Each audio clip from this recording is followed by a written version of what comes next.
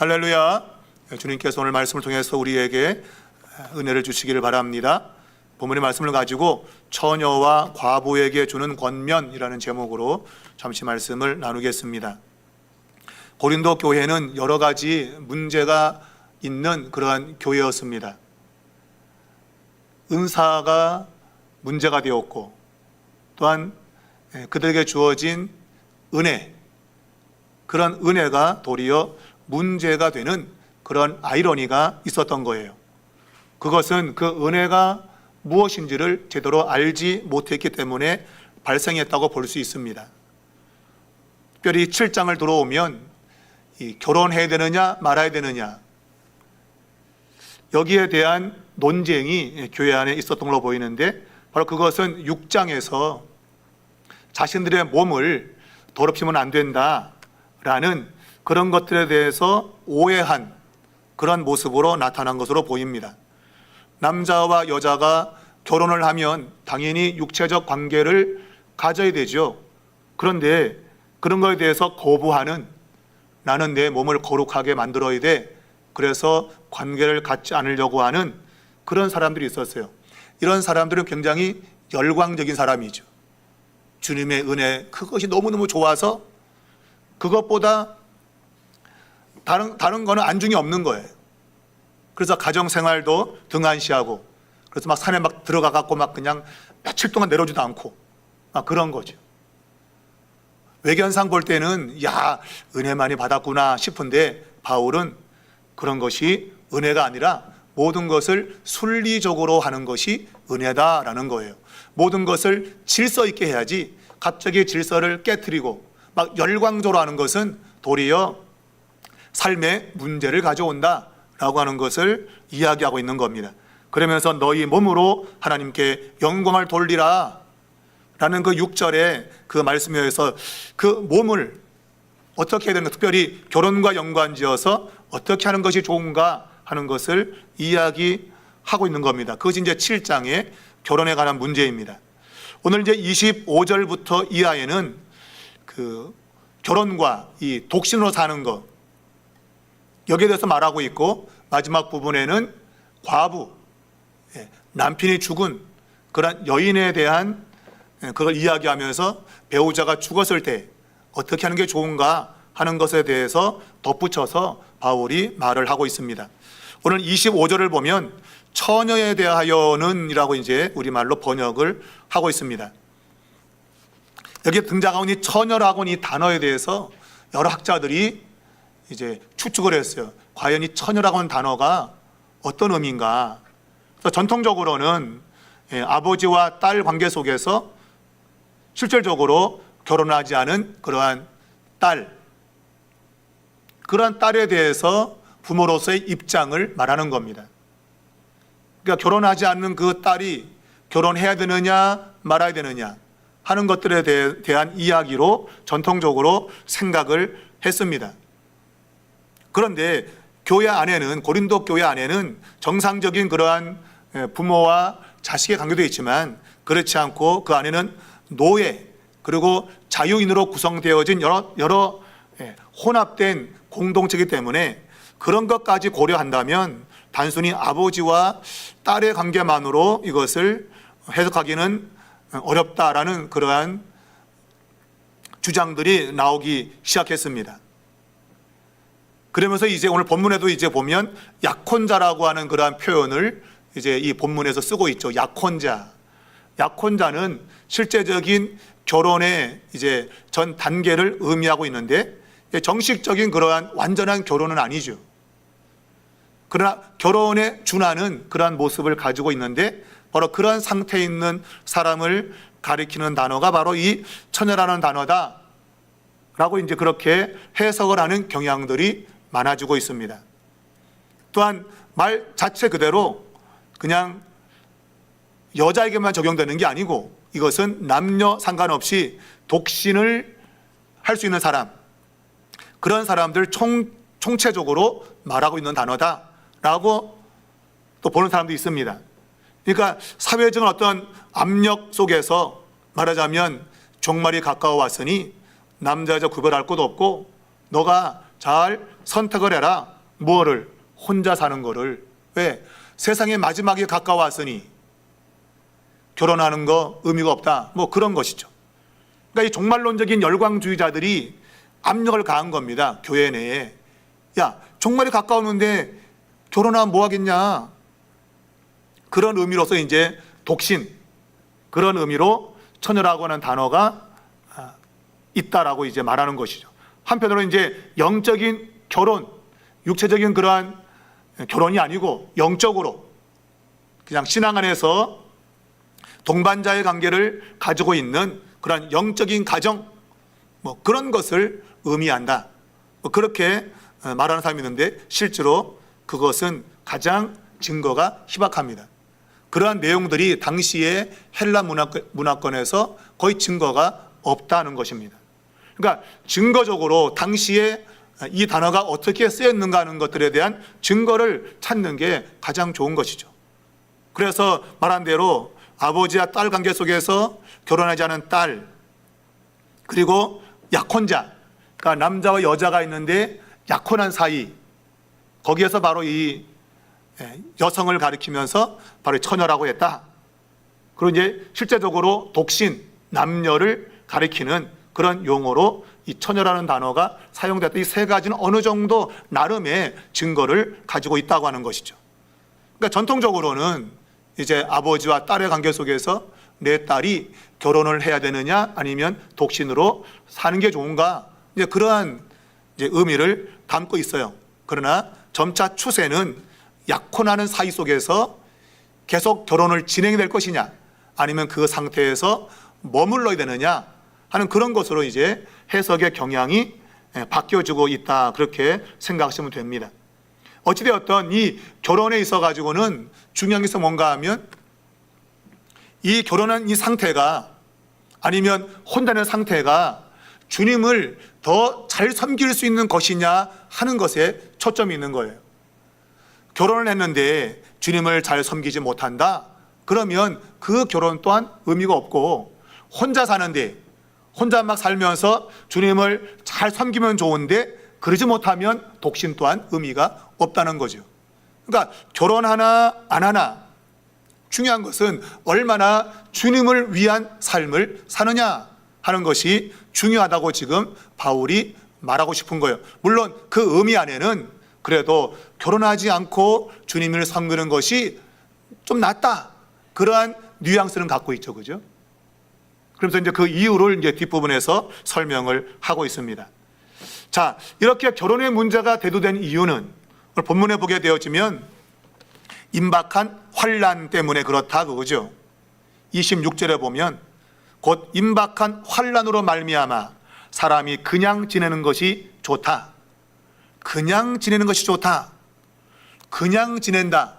이 말은 아마 혼자 사는 독신적 의미가 있다고 보는 것이죠. 왜냐하면 임박한 환난 때문에 그렇다는 거예요.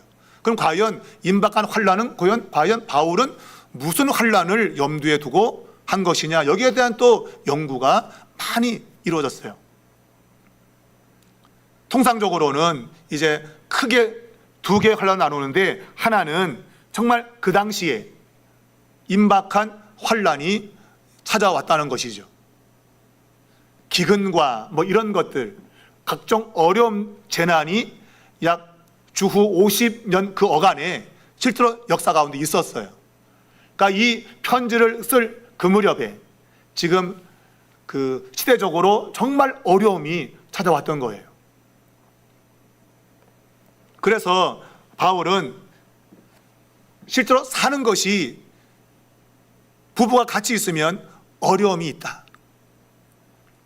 혼자 있다면 그 겪는 어려움은 덜한데 가족이 있으면 그만큼 환난은 더 커진다, 그 얘기죠. 그래서 이런 임박한 환난 때문에 그냥 혼자 있는 게, 지금 결혼하지 않았다면 혼자 있는 게 좋다. 그리고 또 한편으로는 그런 환난 말고 종말이 다가왔으니, 종말이 왔는데 이 종말적인 환난, 우리가 복음서도 보게 되면 이 마지막 종말에는 큰 환난이 온다 그랬잖아, 그죠? 그러니까 그런 종말론적 개념의 큰 환난이 오기 때문에 그래서 결혼하지 않는 것이 좋다, 이렇게 보고 있어요. 그러니까 환란은 오는데 그 환란이 지금 당장 눈앞에 있는 환란이냐, 아니면 종말론적으로 앞으로 닥쳐올 큰 환란이냐, 거기에 초점이 있는 거죠. 그래서 우리가 아는 그 슈바이처, 보통 이제 의사로서 많은 그런 구호 활동을 펼친 그런 아주 정말 의학계에서 사람들이 존경하는 의사로 알려져 있는 슈바이처, 이 사람은 원래 신학자예요. 그래서 이 사람이 글을 많이 썼는데, 그가 이 산상수훈이나 기타 여러 가지에 대한 글을 많이 썼어요.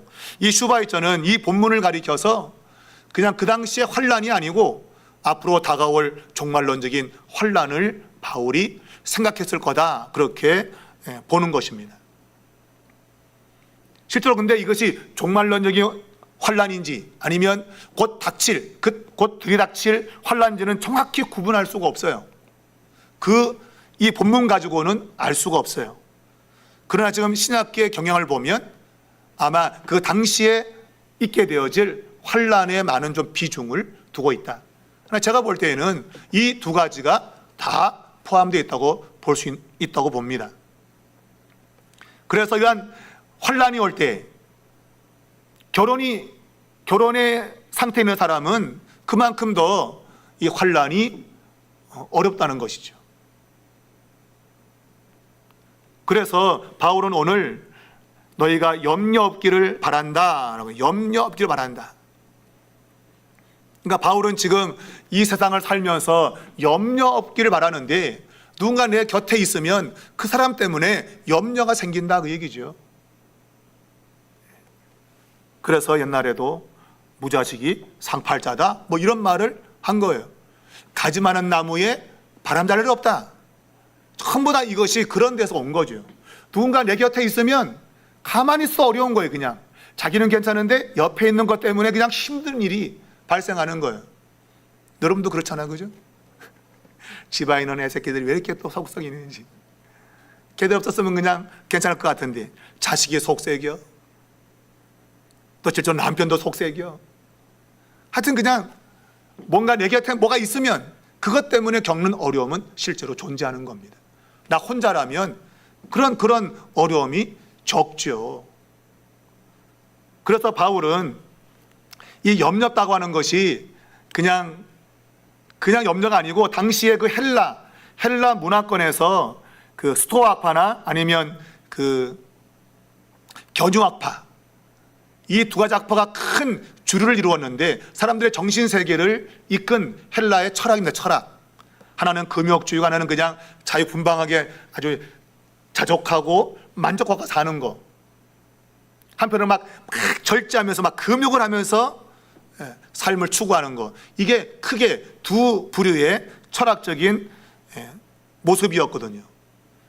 그래서 바로 이 금욕적인, 자기를 절제하고 이런 면에서 아마 염려 없다는 단어를 썼을 거다 라고 보면서 이제 결혼하지 않는 것이 좋다, 이렇게 봤다고 봐요. 그러나 이 헬라적인 영향보다도 그가 실제로 인생이 살면서 이 결혼한 그 상태에서는 갖가지 어려움이 찾아오는 이런 일이 그건 필수적이다, 그런 의미에서 바로 이러한 독신을 조금 더 강조하는 그러한 내용을 썼을 거다, 그렇게 사람들이 보고 있습니다.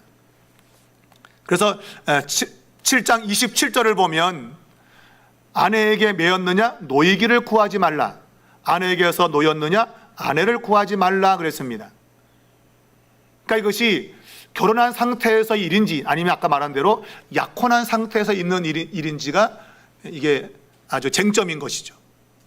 결혼한 상태와 약혼한 상태는 그 비중 자체가 다르거든요. 결혼은 완전한, 이것은 두 사람이 하나가 되는 것이고, 약혼은 그렇지 않은 거예요. 완전한 의미가 아닌 겁니다. 그래서 매인다, 노인다라고 하는 것이 결혼이 아니면 약혼한 상태에서 그런 거냐 라는 그런 주장이 많았는데, 옛날에는 결혼의 상태로 본 거죠. 근데 지금은 약혼의 그러한 의무에서 노인 상태, 그런 것을 말하고 있는 겁니다. 그렇게 지금 흐름이 그렇게 가고 있다. 그러니까 전체적으로는 완전한 결혼이 아니라 약혼한 상태에서 있었던 당시의 정황, 상황에 대해서 바울이 말하고 있다. 그렇게 보는 것이죠. 자, 그래서 우리가 7장 36절을 가면 누가 자기의 약혼녀에 대해서 행동이 합당하지 못한 줄로 생각할 때에 그 약혼녀의 혼기도 지나고 그같이 할 필요가 있거든 원하는 대로 하라. 그것은 죄 짓는 것이 아니니 그들로 결혼하게 하라 그랬습니다. 그러니까 이 약혼자가 내가 은혜 받았어. 나 그냥 결혼 안 할래. 그냥 여기서 중단할래. 그런데 그 배우자가 봤더니 그 행실이 합당하지가 않아. 그리고 좀 기다렸는데 혼기도 점점점 지나고 있고, 그러면 그냥 그런 상태에서 방치하지 말고 부모는 그들을 결혼을 시켜서 조금 더 안정되게 만들어야 된다라는 것을 말하고 있다고 보는 것이죠.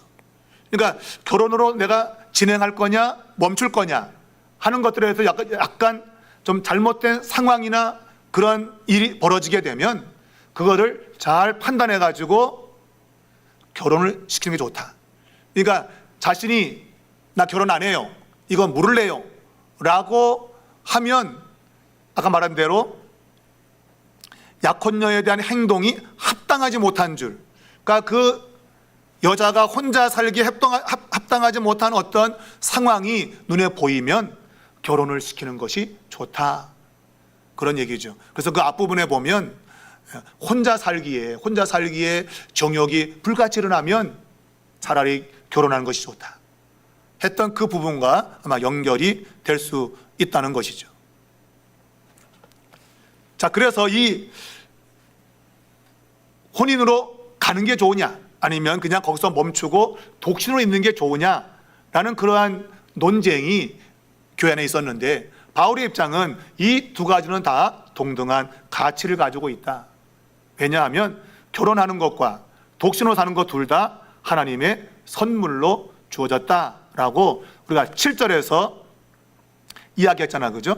하나님께 받은 자기의 은사가 각각 있다. 결혼도 은사요, 독신도 은사라는 것이죠. 왜? 각각 있기 때문에. 그러니까 나와 같기를 원하지만 그러나 결혼도 은사고 독신도 은사다. 그러니 그 가치는 동등하다, 그런 얘기예요. 그러므로 자신이 처해 있는 상황에 따라서 그 선택이 달라질 수 있다고 하는 것입니다. 그러니까 고정관념으로 넌 무조건 결혼해야 돼, 아니면 거기에 반대해서 아니야 독신이 좋아 라고 고집할 수 없다는 겁니다. 그 상황에 따라서 독신으로 살다가도 합당하지 않게 보이면 결혼하는 게 좋은 거예요. 계속 독신을 고집하다가는 그 인생 무너지게 되는 겁니다. 잘못된 결과를 가져올 수 있으니 결혼하는 것이 좋다, 그렇게 말하고 있는 것이죠. 자, 이렇게 어떤 상황에 따라서 선택이 달라질 수 있게 된 이유가 뭐냐, 바울이 이렇게 말할 수밖에 없는 이유가 뭐냐, 바로 그것은 이 세상에 있는 체계, 시스템 자체가 고정된 게 아니고 일시적이라, 일시적, 잠깐만 유효한 것이기 때문에 그렇다, 그 얘기예요. 그러므로 모든 것은 상대화 시켜야 된다. 절대화를 시킬 수 없다는 거예요. 왜? 이 세상 체계가 영원하다면 그걸 계속 주장해야 되지만 영원하지 않기 때문에 그렇다는 거예요. 눈에 보이는 모든 이 세상 것들은 영원하지 않기 때문에, 임시적이기 때문에, 일시적이기 때문에 상황에 따라서 얼마든지 선택이 달라질 수 있다, 그런 말을 하고 있는 것이죠. 그러니까 이것이 사람과의 관계도 그렇고 소유, 내가 뭔가를 가지는 것도 마찬가지인 거예요. 이런 것들을 절대화가 아니고 상대화 시켜야 된다고 하는 겁니다. 그러니까 종말을 사는 사람은 모든 것이 절대화가 아니고 상대화를 해야 되는 거예요. 그러니까 내가 돈을 많이 가지고 있다 가지고 그것이 좋은 거냐? 그렇지 않은 거예요. 이 세상에서 있는 모든 것들은 조금만 시간이 지나면 다 사라져 버리는 거예요. 그리고 내가 지금 돈이 많다, 부자기 때문에 내가 성공했다, 그렇게 볼 수 없다 이거예요. 왜? 이 세상 것은 다 지나가는 것이기 때문에. 이것이 사람과의 관계도 마찬가지다. 내가 결혼을 해가지고는 이 결혼 생활이 내가 영원히 가면 좋을 것 같은데 그렇지 않다는 것이죠. 그래서 이 세상이 끝나면 하나님의 나라에서는 천사와 같이 그런 관계를 가지게 된다라고 말하고 있는 것이죠.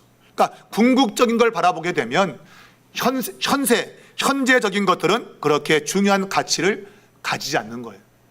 그래서 그냥 때로 부모는 야, 너 결혼해야 돼. 안 하면 큰일 나. 그것 때문에 그냥 스트레스 받는 자식들이 있습니다. 그렇다 해가지고 나 결혼 안 해 라는 걸 너의 개인의 선택이야, 잘했어 라고 받아들이는 얘기도 아닙니다. 아까 말씀드렸지만 결혼하고 안 하고의 가장 중요한 초점은 너가 이 결혼을 해가지고 하나님께 정말 유익이 되고 영광이 되면 결혼해야 돼요. 그러나 그게 안 되면 결혼 안 해야 되는 거죠. 근데 결혼 안 했다 가지고 그러면 다 영광 돌릴 수 있느냐? 그것도 아닌 거예요. 너가 결혼 안 해가지고 만약 하나님께 영광이 되는 삶을 안 살면 독신도 안 된다는 거예요, 여러분. 차라리 결혼해라.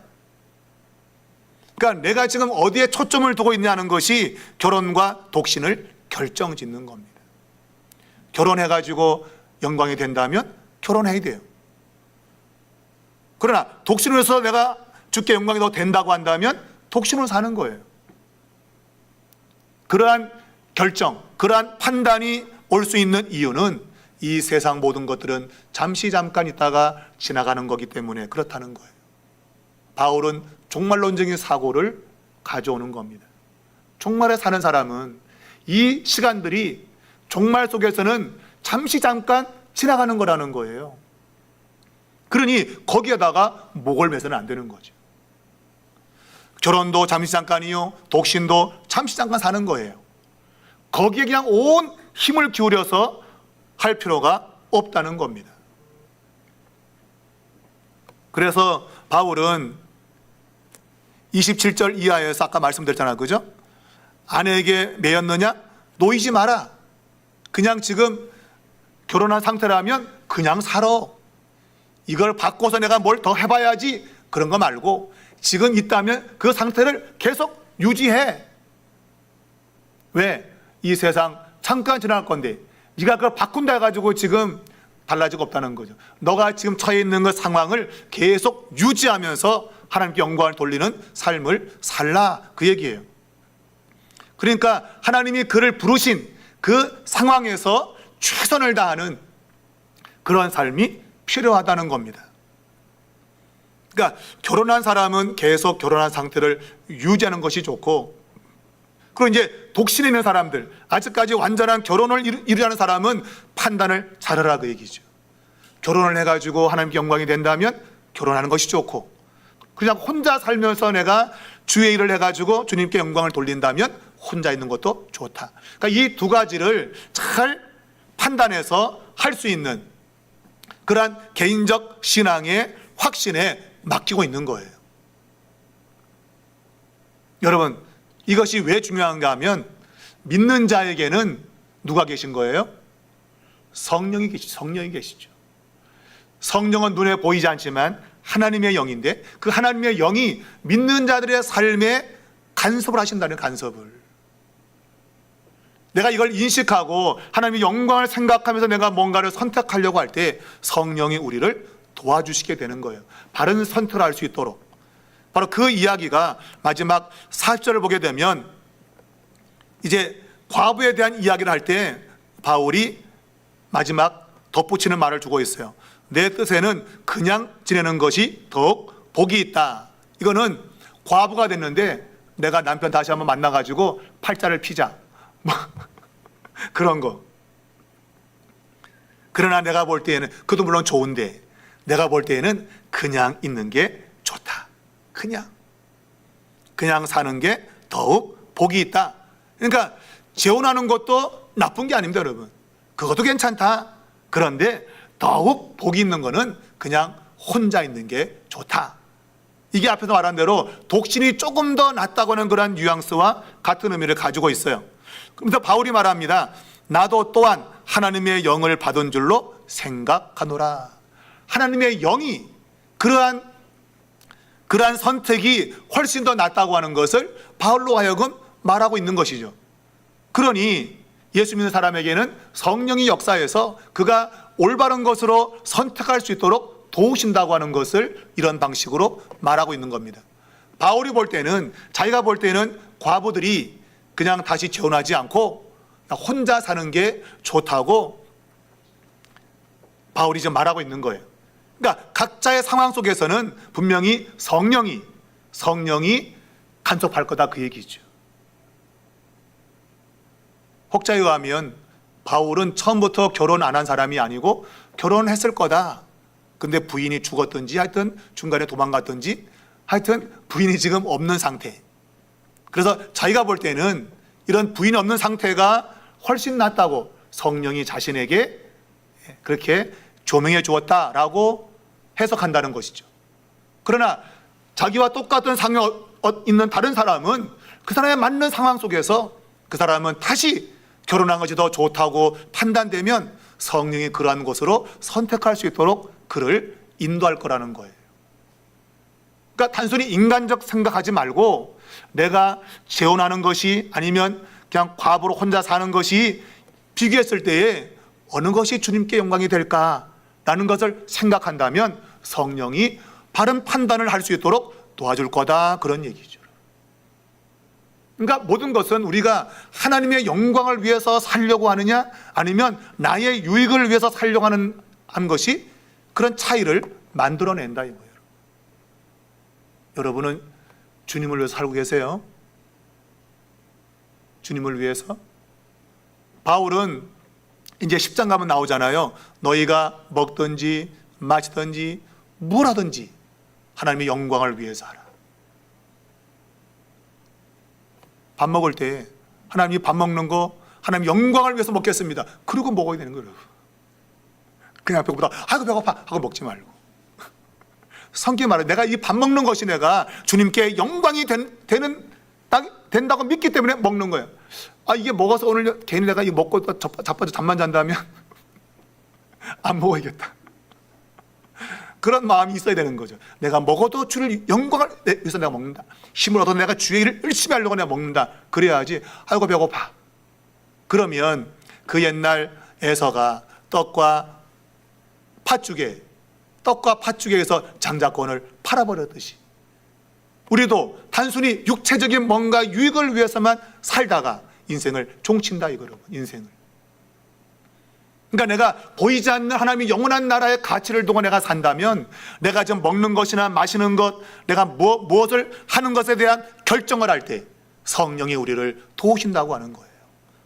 여러분, 이것이 실제적인 그리스도인의 삶인 겁니다. 매우 중요하게 바울이 이야기를 하고 있는 거다.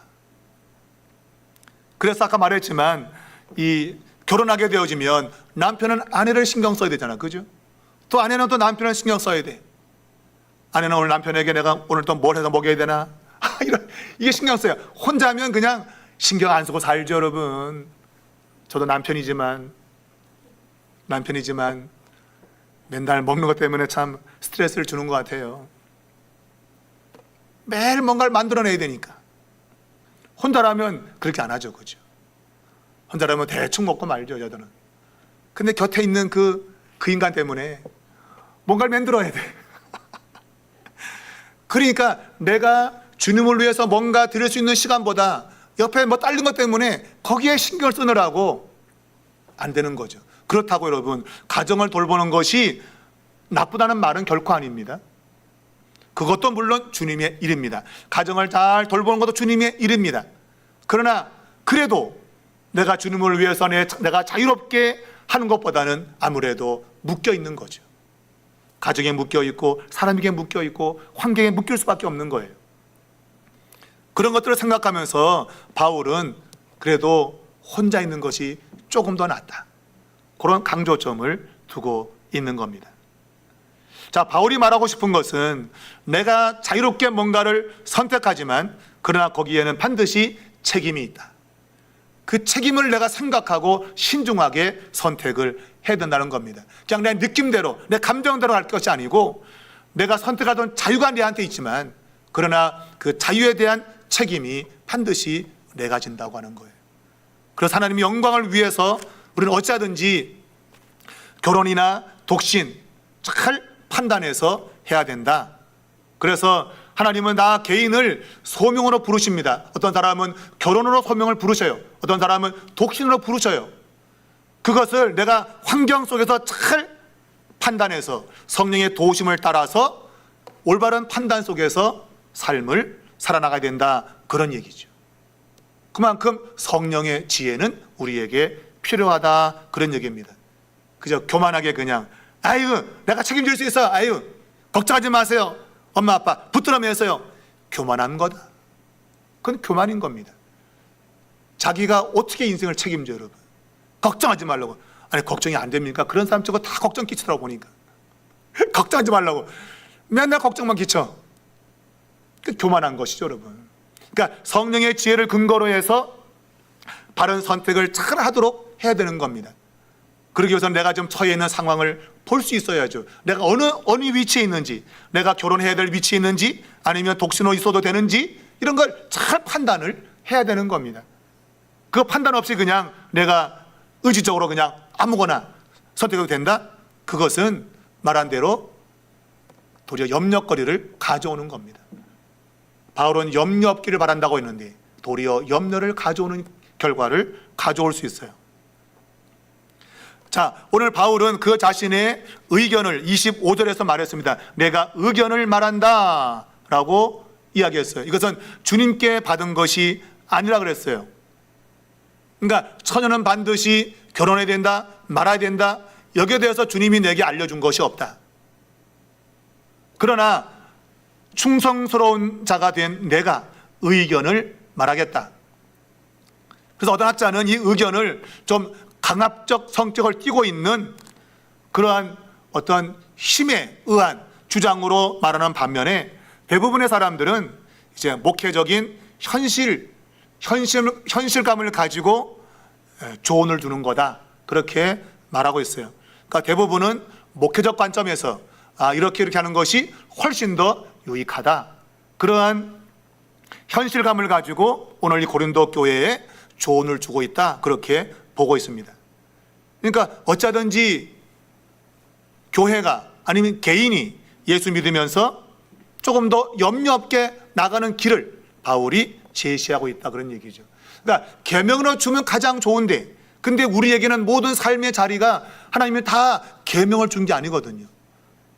이럴 때 이렇게 하라고 다 써주면 좋은데 그렇게 써준 게 없어요. 성경에는 가장 크게는 그냥 십계명으로 준 것과, 그리고 이제 모세오경에 하나님이 주신 그러한 율법적인 것이 있지만, 그러나 그 외에 수많은 것들은 우리가 판단을 해야 돼요. 판단을. 그러니까 그 판단을 어떻게 하냐에 따라서 결과가 달라진다는 것이죠.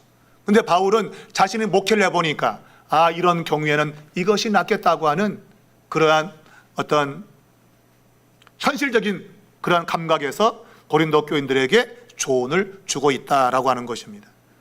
그러나 그럼에도 불구하고 그것은 성령이 역사한 것이다 라고 이제 40절에서 말하고 있죠. 여러분, 결혼하는 것과 독신으로 사는 것은 어떤 영적인 등급이 있는 게 아닌 겁니다.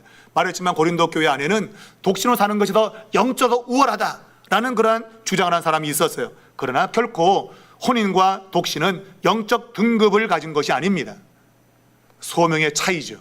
어떤 사람은 결혼으로 부르셨고 어떤 사람은 독신으로 하나님이 부르시는 거예요. 그것을 내가 성령의 인도를 따라서 결정하는 겁니다. 그 차이가 있는 것이고, 그래서 그러므로 교회는 그냥 절대적으로 넌 결혼 안 하면 안 돼! 막 이렇게 하기보다도 상황을 잘 고려하면서 그 사람에게 좋은 선택이 뭘까를 조언해 줄 수 있는 그런 것이 필요한 것이죠. 그래서 우리는 은혜롭게 모든 것을 유연하게 결정할 수 있는 그런 모습이 돼야 되는 겁니다. 그러니까 요즘 젊은 사람들이 사회적 압력 때문에 많은 스트레스 있는 거죠. 만나면 결혼 언제 해? 만나면 언제 취직해? 이게 스트레스가 그냥 엄청난 거. 실제로 그래요. 근데 그런 것들을 교회가 실제로는 도움을 주는, 이렇게 필요한 겁니다. 그래서 결혼 학교 이런 것도 필요해요. 교회에 있는 젊은이들에게 어떻게 결혼을 선택할 것인가, 결혼은 어떻게 가능한가, 이런 것들에 대한 교육도 필요합니다. 그래서 유연하게 젊은 사람들이 자신의 앞날을 성령의 인도 속에서 부르심, 소명이라고 하는 그 근거에 따라서 결혼과 독신을 선택할 수 있도록 해주는 것도 필요하다는 겁니다. 그러나 제가 볼 때 지금 우리 대한민국의 상황은 결혼해야 됩니다. 지금 이 상황은 결혼해야 됩니다. 안 하면 나라 자체가 위험스러워요. 나라 자체가. 그러니 지금 상황적으로 우리 그리스도인들은 결혼을 해서 어쩌든지 사회가 안정되도록 만드는 일에 일조해야 돼요. 하나님은 이 대한민국도 다스리고 있고 하나님은 이 세상을 다스리는데 그런 관점에서 우리 그리스도인들은 결혼을 해서 행복한 모습을 보여주고 그리고 사회도 안정되게 만들 책임이 있는 겁니다. 그렇다고 이것이 막 절대적이다 그런 건 아니죠, 여러분. 아니요. 그러나 상황적으로 지금은 우리 대한민국은 결혼을 해야 되는 그러한 상황이 있는 것만 분명합니다. 그래서 결혼을 해서 자식을 낳고 그래서 사회가 좀 안정된 곳으로 가는 그러한 흐름을 우리 믿는 자들이 이끌어야 된다. 그리고 그러기 위해서는 우리 기성, 우리 어르신들이 또 우리 어른들이 가정의 행복한 모습을 자녀에게 보여줘야 돼요. 아유, 우리 집구석 지옥 같아. 나 결혼은 절대 안 해. 이렇게 되면 여러분 아무리 결혼하고 등뜰을 모아요. 그래도 안 하죠, 여러분. 그런데 가정이 행복한 모습을 가지면 가정이 이런 거구나. 나 빨리 결혼하고 싶다.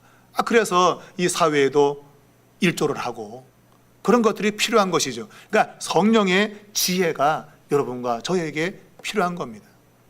하나님께서 이 성령을 통해서 우리가 뭔가를 선택할 때에도 올바른 선택을 하고 우리 뒤를 따라오는 젊은 세대도 바른 걸 선택할 수 있는 그러한 문화, 그러한 흐름을 만들어야 됩니다. 이거 중요한 겁니다, 여러분. 그냥 따라온 애들에게 니들 알아서 해. 무책임한 거죠, 무책임 여러분. 그들도 성령을 통해서 잘 선택해 나갈 수 있는 그러한 삶을 살아내도록 먼저 우리들이 그렇게 살아내야 되는 거예요. 그래야 우리 후대도 성령의 인도를 받고 하나님이 부르신 것이 어딘가 하는 것을 생각하면서 그들의 삶을 선택할 것이다. 그것이 결혼이든 독신이든 말이죠. 여러분 잘 기억하시고 우리의 후대들이 바른 선택을 통해서 하나님께 쓰임받고 영광 돌리는 그러한 일이 있어지기를 주의 이름으로 축원합니다.